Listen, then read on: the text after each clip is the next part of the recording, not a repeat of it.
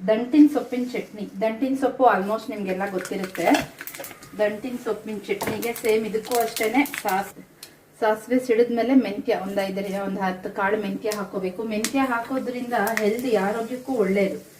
ಹಸಿಮೆಣಸಿನ್ಕಾಯಿ ಒಂದು 4ರಿಂದ 5 ಹಸಿಮೆಣಸಿನ್ಕಾಯಿ, ನಿಮ್ಮ ಖಾರ ಎಷ್ಟು ಬೇಕೋ ಅಷ್ಟು.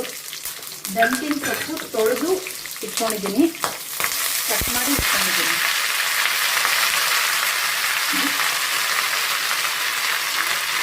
ದಂಟಿನ ಸೊಪ್ಪು ಇದಂತೂ ಎಷ್ಟು ಚೆನ್ನಾಗಿರುತ್ತೆ ಅಂದರೆ, ನೀವು ಬೇಕಂದರೆ ಯಾವಾಗಲೂ ಮಾಡೋ ಅಂತಾರೆ ನಿಮ್ಮ ಮನೇಲಿ. ನೀವು ಒಂದ್ಸತಿ ಟ್ರೈ ಮಾಡಿದ್ರೆ ಸೊಪ್ಪು, ದಂಟಿನ ಸೊಪ್ಪು ತುಂಬ ಐರನ್ ಕಂಟೆಂಟ್ ಇರುತ್ತೆ. ಮಕ್ಕಳಿಗೆ ಸಿಕ್ಕಾಪಟ್ಟೆ ಒಳ್ಳೆಯದು.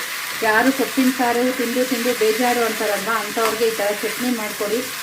ರಾಗಿ ಮುದ್ದೆಗೂ ಚೆನ್ನಾಗಿರುತ್ತೆ, ಬಿಸಿ ಅನ್ನಕ್ಕೆ ತುಪ್ಪ ಹಾಕ್ಕೊಂಡು ತಿನ್ನೋಕ್ಕೂ ಸಕ್ಕತ್ತಾಗಿರುತ್ತೆ. ಫ್ರೈ ಮಾಡಿ ಒಂದ್ಸತಿ, ಫ್ರೈ ಮಾಡಿ ಇದಕ್ಕೆ ನೋಡಿ ಮೆಂತ್ಯ ಸೊಪ್ಪು, ದಂಟಿನ ಸೊಪ್ಪು ಆದಮೇಲೆ ಹಸಿ ಕಾಯಿ ತುರಿ ನಿಮ್ಗೆ ಎಷ್ಟು ಬೇಕೋ ಅಷ್ಟು ಹಾಕ್ಕೋಬೋದು.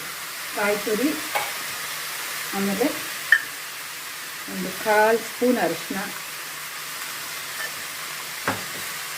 1 ತೊಳೆ ಹುಣಸೆ ಹಣ್ಣು, ಒಂದು ಚಿಕ್ಕ ಪೀಸ್ ಬೆಲ್ಲ, ರುಚಿಗೆ ಬೇಕಾಗಿರೋ ಅಷ್ಟು ಉಪ್ಪು. ಇಷ್ಟೇ ಇದು ಚಟ್ನಿ. ಇದನ್ನು ಒಂದು 5 ನಿಮಿಷ ಬೇಯಕ್ಕೆ ಬಿಡಿ.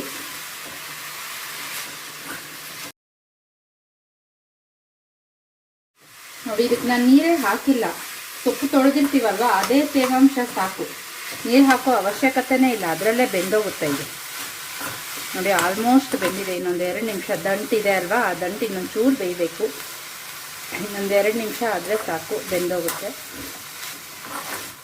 ತಣ್ಣಗಾದ್ಮೇಲೆ ಇದನ್ನು ಮಿಕ್ಸಿಗೆ ಹಾಕ್ಕೊಂಡು, ಇದಕ್ಕೂ ಅಷ್ಟೇ ಒಣಮೆಣಸಿನ್ಕಾಯಿ ಒಗ್ಗರಣೆ ಹಾಕಿದ್ರೆ ಆಯಿತು. ಮಿಕ್ಸಿಗೆ ಹಾಕೋವಾಗ ಅಷ್ಟೇ ತರಿಯಾಗಿ ರುಬ್ಬೇಕು. ತೀರಾ ನುಣ್ಣಗೆ ರುಬ್ಬಿಡ್ಬಾರ್ದು. ಯಾವುದೇ ಚಟ್ನಿ ಆಗಲಿ ಸ್ವಲ್ಪ ತರಿಯಾಗಿದ್ರೇ ಅದು ರುಚಿ ಸಿಗೋದು. ನುಣ್ಣಗೆ ರುಬ್ಬಿಟ್ರೆ ಅದು ಟೇಸ್ಟ್ ಇರಲ್ಲ. ಇದು ಅಷ್ಟೇ ತರಿಯಾಗೇ ರುಬ್ಬೇಕು. ತೋರಿಸ್ತೀನಿ ನೋಡಿ ಯಾವ ಹದ ಇರಬೇಕು ಅಂತ. ನೋಡಿ, ಇವಾಗ ಇದನ್ನು ಮಿಕ್ಸಿಗೆ ಹಾಕ್ತೀನಿ. ನೋಡಿ, ಈ ಥರ ತರಿಯಾಗೇ ಇದೆ. ತೀರಾ ನುಣ್ಣಗೆ ನೀರು ಹಾಕ್ಬಿಟ್ಟು ರುಬ್ಬಾರ್ದು. ಒಂದು 2ರಿಂದ 3 ಸ್ಪೂನ್ ನೀರು ಹಾಕಿದ್ದೀನಿ ಅಷ್ಟೇ ನಾನು ಇದಕ್ಕೆ.